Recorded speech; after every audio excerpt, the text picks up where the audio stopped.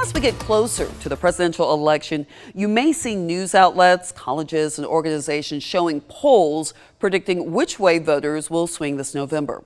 It can be confusing to know what's true when you see slightly different percentages.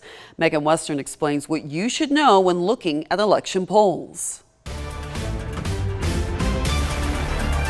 The latest CBS News poll shows that Harris is now neck and neck with former President Donald Trump. This week, New Georgia polling shows a tight race for president, and voters are keeping an eye out for the changing results. I especially pay attention to it a lot closer the closer we get to the election. Polls lost trust with some voters after former President Trump's victory in the 2016 election when polls favored Hillary Clinton. But Tony Cofield says he likes to check in to see where pollsters believe the nation sits. Polling itself doesn't have a direct effect on the election, but it's still just something interesting to just keep in mind. It can be tricky to know what's accurate and who to trust. Middle Georgia State University professor Christopher Lawrence says opt-in social media polls and partisan polls might show more bias.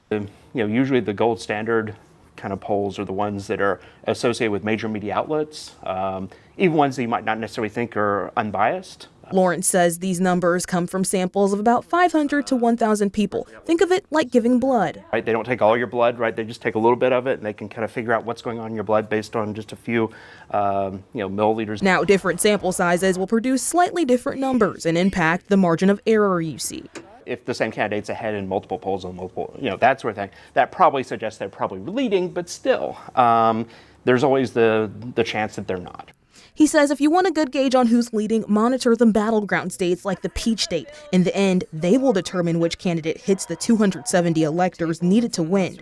When it comes to Cofield, polling doesn't affect how I vote at all. But he'll still enjoy tracking the numbers. And Megan Western, 13, WMAZ News. Nationwide polling numbers aren't always a good tool in presidential races. That's because the state-by-state races for presidential electors determines the winner.